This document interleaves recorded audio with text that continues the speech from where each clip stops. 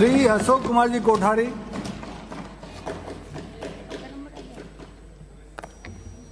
आभार सभापति महोदय।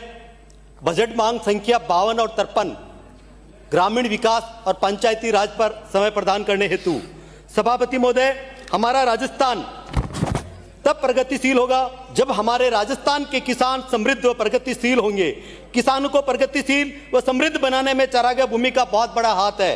राजस्थान के पंचायती राज विभाग का कार्य चारागाह भूमि को संरक्षित रखने, उसके विकास के लिए समितियां बनाने, अवैध कब्जा हटाने, ग्राम और जिला स्तर पर निगरानी करने और चारागाह भूमि के सही उपयोग को सुनिश्चित करने का है। रियासत काल के समय चारागाह भूमि हमारे देश में राजा महाराजाओं के द्वारा गोवंश एवं गोपालन को बढ़ावा देने के लिए आरक्षित की गई, जिससे उस गांव की समस्त गोवंश चारे पानी के लिए उस गोचर भूमि पर निर्भर रह सके। आज उन्हीं चारागाह भूमि पर अतिक्रमण हो रहा है तथा अंग्रेजी बम्बूल व जरमरी जैसे जहरीली पौधे के कारण गौमाता रोड पर दर दर की ठोकरें खा रही है। हम हमारे माननीय मुख्यमंत्री जी और माननीय मंत्री जी का हृदय से आभार व्यक्त करना चाहेंगे कि आपने वर्तमान बजट में चारागाह भूमि के सीमा ज्ञान व अतिक्रमण मुक्ति हेतु सरकारी स्वामित्व के बंजर चारागाह, बीहड़, चरनोट, सामलात भूमि का उपयोग सहित विवरण उपलब्ध हो सके, इस हेतु जीआईएस आधारित डिजिटल रिकॉर्ड तैयार कर रियल टाइम अपडेट करने के लिए मरुधुरा राजभूमि डिजिटल एटलस बनाया जाने की घोषणा की। साथ ही आप द्वारा ग्रामीण परिवारों के लिए रोजगार के अवसर सृजित करने की दृष्टि से आगामी वर्ष सामुदायिक और व्यक्तिगत विकास यथा पर्यावरण संरक्षण, वर्षा जल संरक्षण, चारागाह विकास आदि के कार्य लगभग 5,000 करोड़ रुपए की राशि से करवाए जाने की घोषणा की गई। उक्त दोनों की घोषणा हेतु माननीय मुख्यमंत्री जी और मंत्री जी का फिर से हृदय से आभार। इन घोषणाओं से चारागाह भूमि अपने मूल स्वरूप में आ पाएगी, जिससे न केवल स्थानीय कृषक वरन गौ माता का आशीर्वाद भी आपको प्राप्त होगा। अध्यक्ष महोदय, आज मैं सदन में राजस्थान की सामला चारागाह भूमि के पुनर्जीवन से जुड़े एक अत्यंत महत्वपूर्ण विषय पर अपने विचार प्रस्तुत करना चाहता हूं। सभी के सामूहिक प्रयासों और सहयोग से अब इस दिशा में स्पष्ट और सकारात्मक सुधार दिखाई देने लगा है। हमारे राज्य में 20 लाख हेक्टेयर से अधिक सामलात भूमि है, जिसमें गोचर भूमि, चरागाह, नाड़ी तालाब की पाल तथा बंजर क्षेत्र, ओरण, चरनोट, देवबनी, आगोट शामिल है। लंबे समय तक ये भूमि उपेक्षित रही। अतिक्रमण, जल की कमी और अंग्रेजी बम्बूल व लेंटाना आदि से प्रभावित रही और समुचित देखभाल के अभाव में ये क्षेत्र सूखे और बंजर होते गए। इसका सीधा प्रभाव हमारे पशुपालकों और किसान परिवारों पर पड़ा। चारे की कमी, जल का अभाव और चरने के स्थान की कमी के कारण पशुधन कमजोर हुआ। हमारी ग्रामीण अर्थव्यवस्था भी प्रभावित हुई, जिसका सीधा असर हमारे ग्रामीण समुदाय की घरेलू आय पर पड़ा।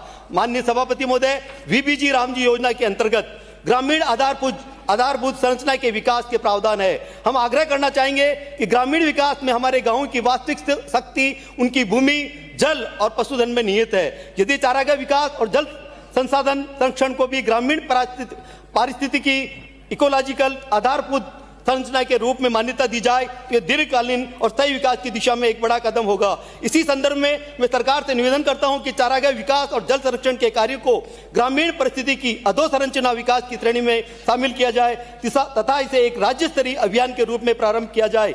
सभापति महोदय, हम आपके माध्यम से सरकार को निवेदन करना चाहेंगे कि राजस्थान में दीनदयाल चारागाह विकास योजना की घोषणा की जाए। इस योजना का उद्देश्य होगा गोचर और सामलात भूमि का संरक्षण एवं विकास, देशी घास और चारा प्रजातियों का संवर्धन, नाड़ियों, तालाबों, बावड़ी और जोड़ों का संरक्षण, वर्षा जल संचयन और भूजल पुनर्भरण, ग्रामीण समुदाय की सक्रिय भागीदारी। योजना के प्रथम चरण में राज्य के 10,000 गांवों का चयन कर योजनाबद्ध और चरणबद्ध तरीके से कार्य प्रारंभ किया जाए। प्रत्येक चयनित गांव में चारागाह विकास, बीज रोपण, जल संरक्षण संरचनाओं का निर्माण और सीमा ज्ञान अभियान को समन्वित रूप से लागू किया जाए। इस अभियान से पशुधन को पर्याप्त चारा मिलेगा, दुग्ध उत्पादन बढ़ेगा, किसानों और पशुपालकों की आय में वृद्धि होगी, तब पर्यावरण संरक्षण को बल मिलेगा। साथ ही ये जल संकट से जूझ रहे क्षेत्रों के लिए तय समाधान सिद्ध हो सकता है। सभापति महोदय, दीनदयाल चारागाह विकास योजना न केवल भूमि को हरा भरा बनाएगी बल्कि ग्रामीण अर्थव्यवस्था को सशक्त करने का आधार भी बनेगी। हम आशा करते हैं कि सरकार इस महत्वपूर्ण प्रस्ताव पर विचार करेगी और इसे एक राज्यव्यापी जन अभियान के रूप में प्रारंभ करेगी। अंत में मैं यही कहना चाहता हूं, ये केवल भूमि सुधार का विषय नहीं है बल्कि हमारे भविष्य का संकल्प है। यह आने वाली पीढ़ियों के लिए स्वच्छ पर्यावरण, सुरक्षित जल स्रोत और मजबूत ग्रामीण अर्थव्यवस्था सुनिश्चित करने का प्रयास है। जो सुधार की किरण आज दिखाई दे रही है उसे हमें एक व्यापक हरित परिवर्तन में बदलना है। सभापति महोदय, आपके माध्यम से माननीय मंत्री जी से निवेदन करेंगे कि 1996 170/1 एक रूल्स बना है कि प्रत्येक ग्राम स्तर पर एक कमेटी गठित किया जाए जिसमें चारागाह विकास को डेवलपमेंट मिले।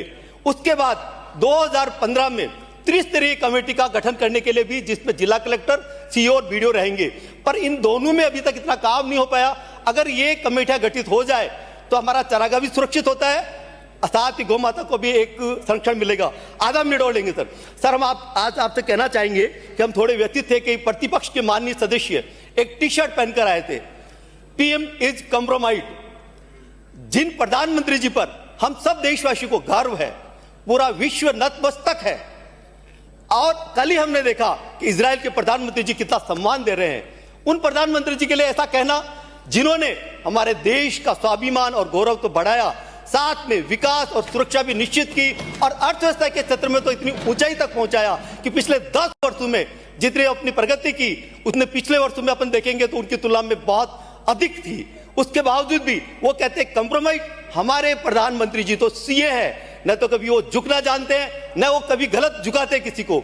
उन प्रधानमंत्री जी पर तो गर्व होना चाहिए। धन्यवाद समय प्रदान करने हेतु।